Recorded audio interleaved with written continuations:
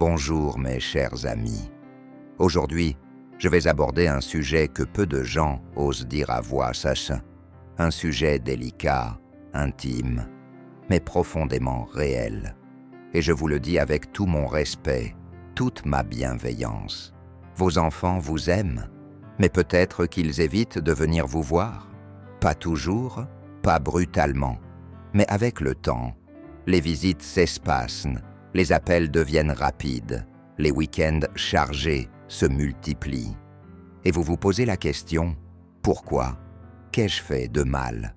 La vérité, c'est que vous n'avez rien fait de mal, mais il y a des choses, chez vous, que vous ne voyez plus, et qui pour eux sont devenues des freins puissants.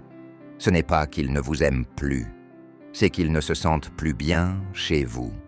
Et ils n'ont pas le cœur de vous le dire, par peur de vous blesser, par pudeur, par fatigue. Alors ils se taisent et s'éloignent.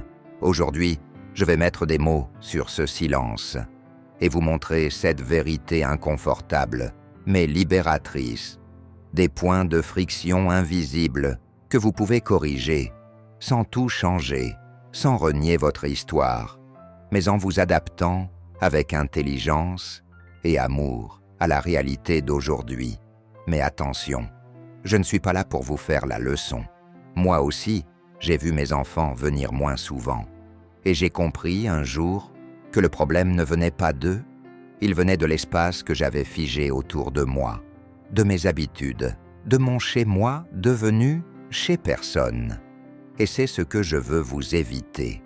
Bloc 1, premier signal. Votre maison ne respire plus.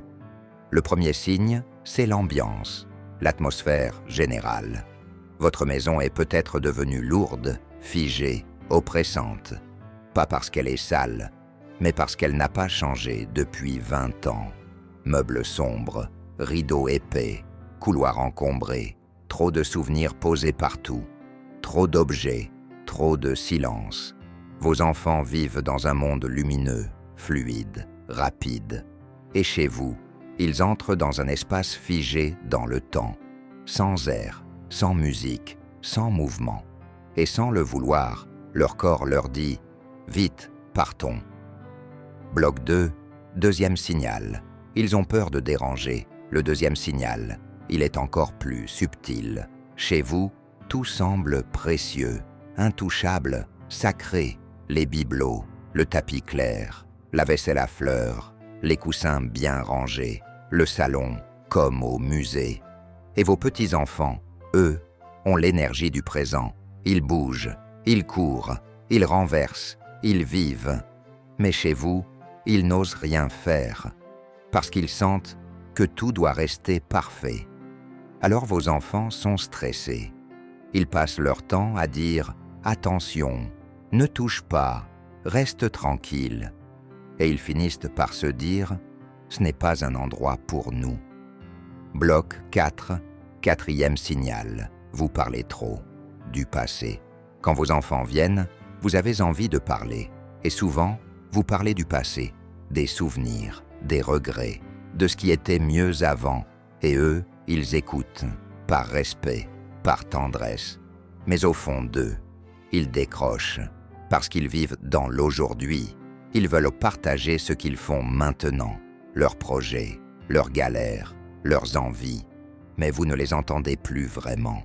Ou alors, vous comparez, vous corrigez, vous vous plaignez. Et alors, ils parlent moins. Et peu à peu, le lien se distend. Bloc 5. Cinquième signal.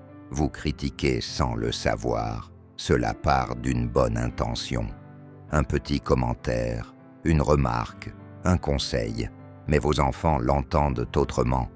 Quand vous dites « Tu devrais les habiller plus chaudement » ou « Moi, à ton âge, je faisais tout toute seule » ou encore « C'est dommage que vous ne veniez pas plus souvent ».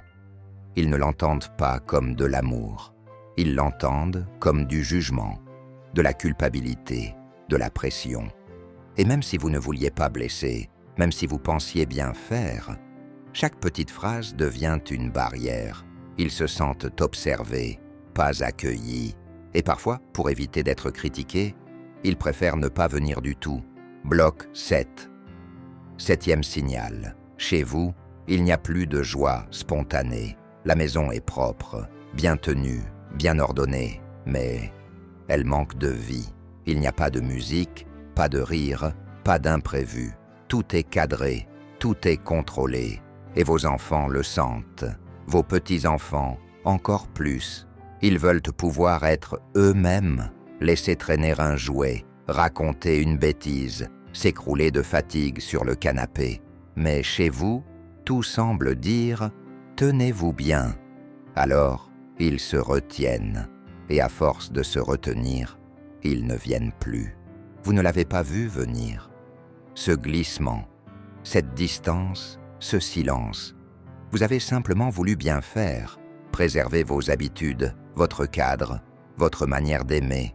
Mais parfois, aimer, c'est aussi savoir se remettre en question, changer quelques détails, alléger l'ambiance, laisser respirer les autres. Ce n'est pas vous que vos enfants fuient, c'est l'environnement que vous avez figé autour de vous. La bonne nouvelle, c'est que tout ça peut changer. Vous n'avez pas besoin de transformer votre maison, juste de l'assouplir, de faire un peu de place, d'ouvrir les rideaux, d'alléger les repas, d'écouter plus que vous ne parlez, de créer un lieu où ils respirent, où ils rient, où ils ont envie de revenir. Alors, aujourd'hui, posez-vous cette question. Est-ce que ma maison accueille ou impose? Et si ce message vous a parlé, si vous vous êtes reconnu dans ces mots, alors commencez par un geste simple, un objet en moins, une règle en moins, une phrase en moins. Et vous verrez, ceux que vous aimez reviendront. Merci d'avoir écouté jusqu'au bout. Et surtout, ne restez pas seul avec vos questions.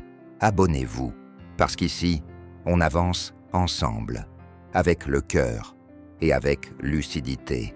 À très bientôt.